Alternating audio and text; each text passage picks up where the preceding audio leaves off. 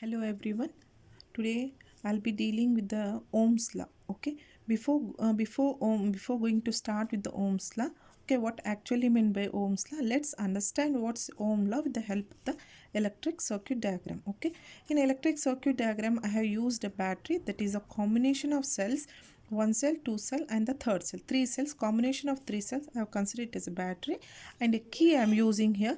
I'm using an ammeter here. The ammeter it's connected in a series, whereas I'm considering is a voltmeter, that is voltmeter. I am connecting it in a parallel. Okay, so what I am doing here, soon first I am taking only here the iron. Okay, iron bar I am using, a small iron bar I have kept between the ends of these two terminals. So what I am using here is I'll use a key or a switch. Okay, now in order to flow the current, what I will do is I'll switch on the current because if the switch is not on, the circuit diagram will be incomplete, that is it is considered as an open circuit.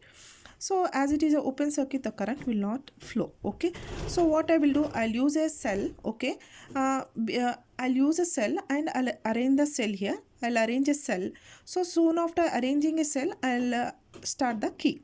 Okay, switch on the key. So after switch on in the key, what happens, the current starts flowing. As I'm considering it's only one cell, so I'll try to make you understand with the other diagram. Okay, here the key. So here the ammeter I'm arranging here. So I'm using here a bar. Okay, here the voltmeter I will arrange. Okay, this is a plus and this is the minus. Okay, so this is a switch. Okay, only one cell I am considering.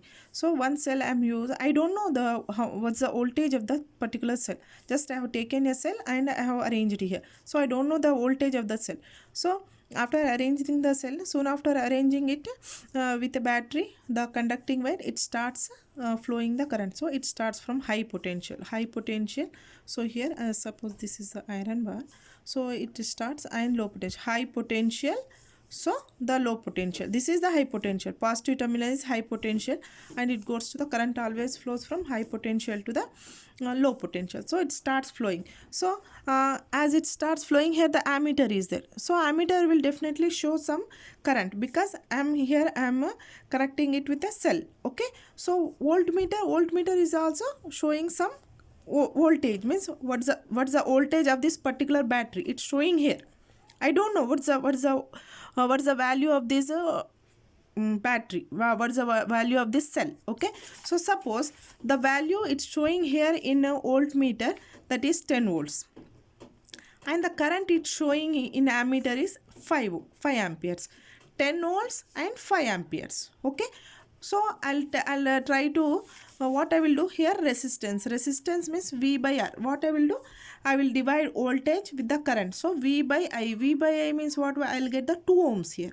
Okay, 2 ohms I'll get. Next what I will do, I'll combine this cell with another cell. Okay, suppose another cell. Now again next even I don't know the value of this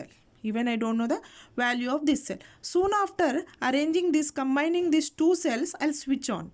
I'll on the switch. What this electric circuit will do? It will pass the current. Okay, it starts flowing from high potential to low potential. So what it will give? The ammeter will give some value. Again, the voltmeter will give some value. As I have changed the voltage, it will give some value. What is the value? Suppose 20 volt, 20 volts, and here the ampere is 10 amp. Again it will give the 2 ohms. Okay, next what I will do, I'll take again, I will increase the cell, means I'll combine this particular cells, means combination, means I'll go on increasing the voltage. I'll go on adding the cells. Number of cells will be increased.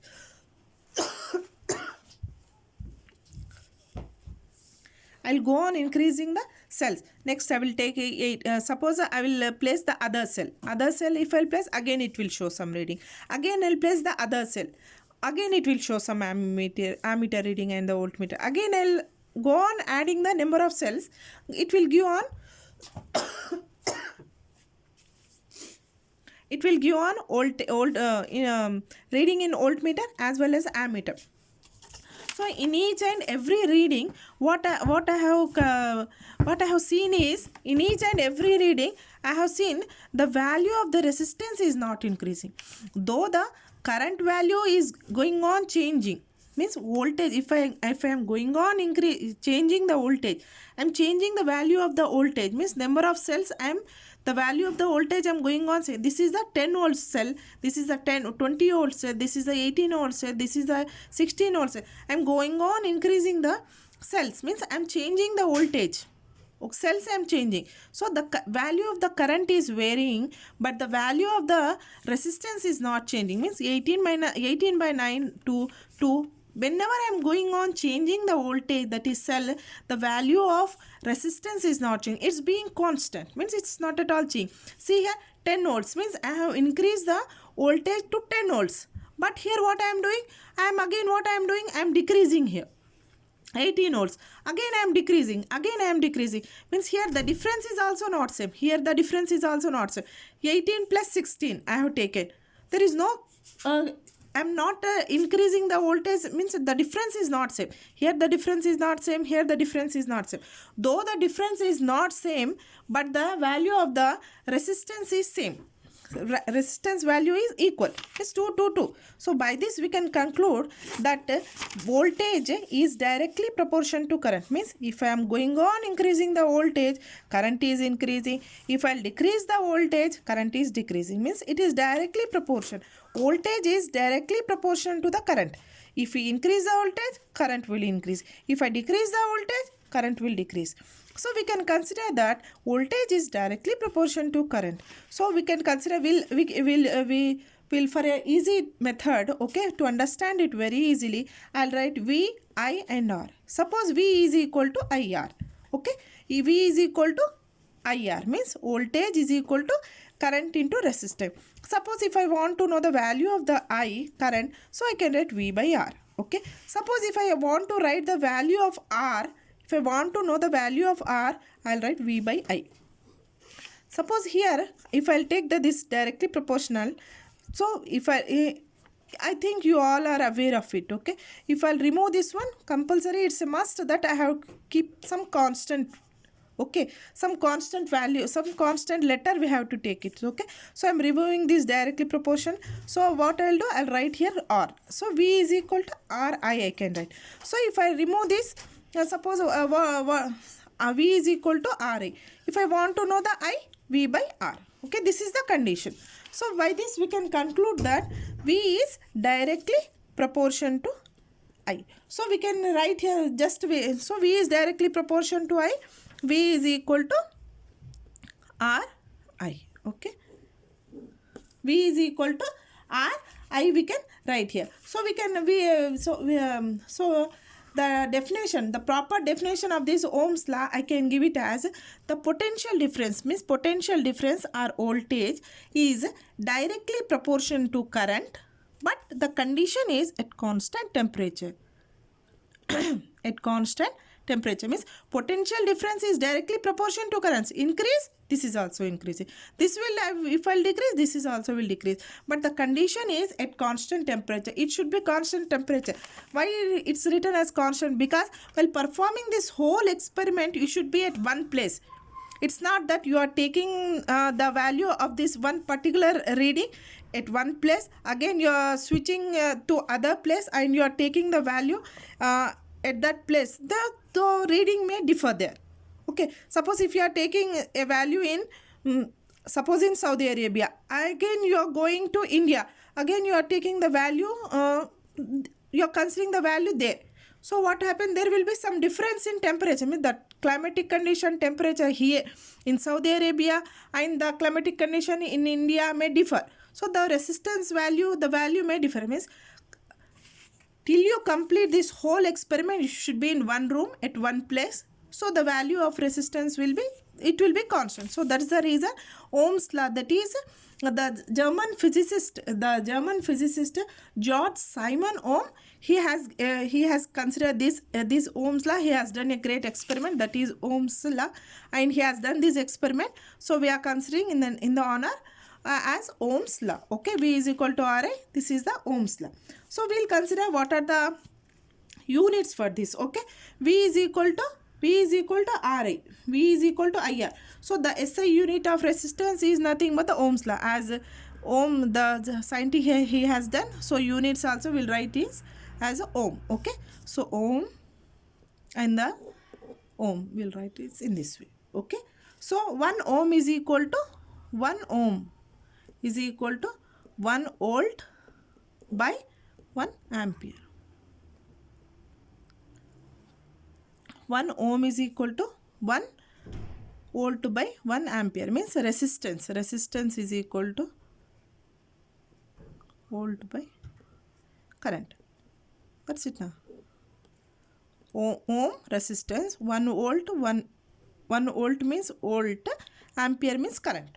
Okay, this is the condition. So what's V is directly proportional to I. V is equal to RI at constant temperature. So we'll consider here is this how the graph will be for in ohms, for ohmic, the graph, how the graph will be plotted for V and I. Okay, how the graph will be considered for V and I will consider. Okay, suppose I am taking voltage in x-axis and current in y-axis. Okay,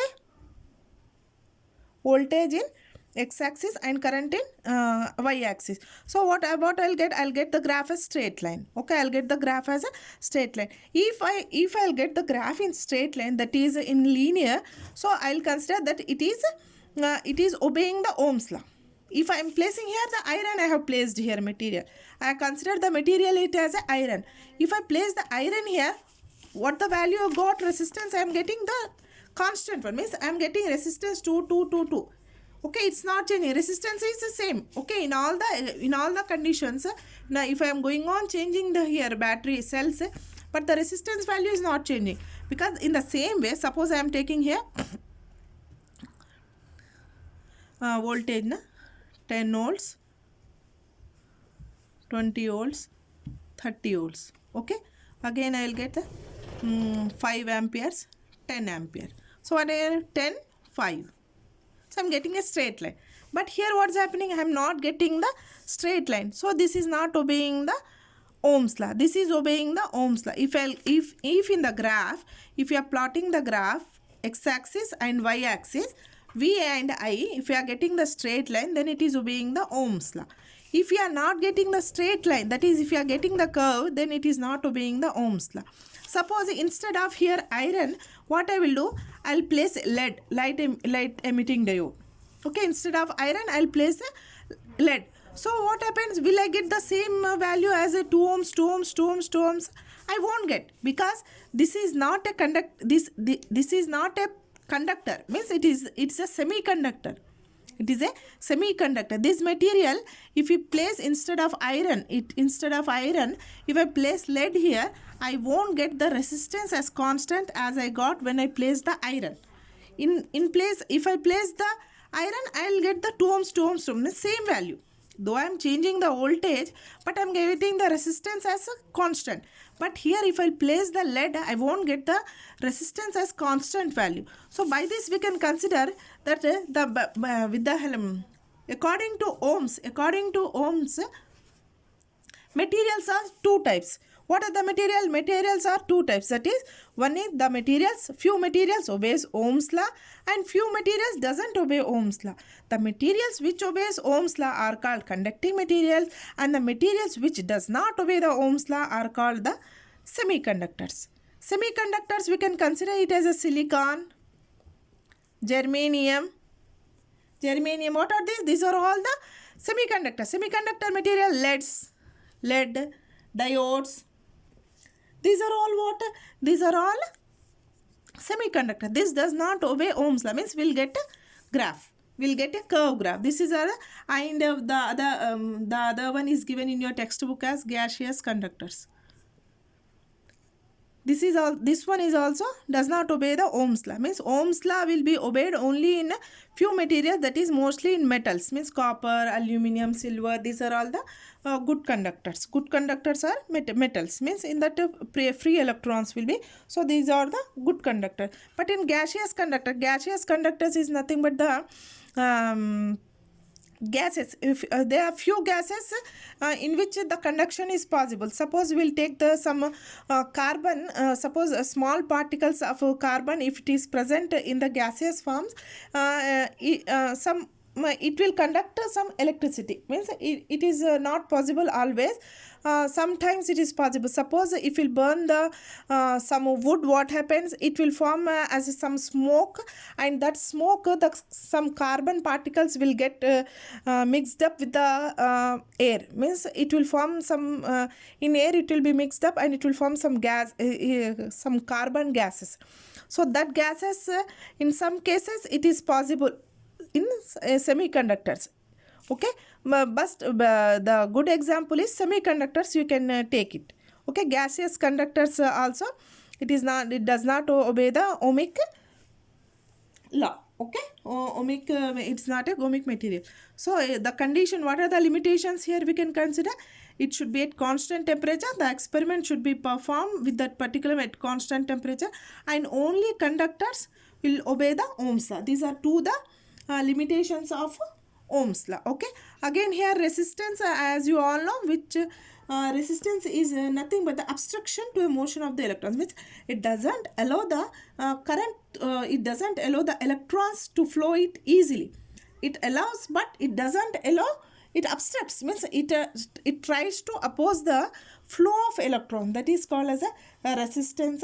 And what is the daily application of Ohm's law, and how it is being applicable in our daily life, we'll see in next video.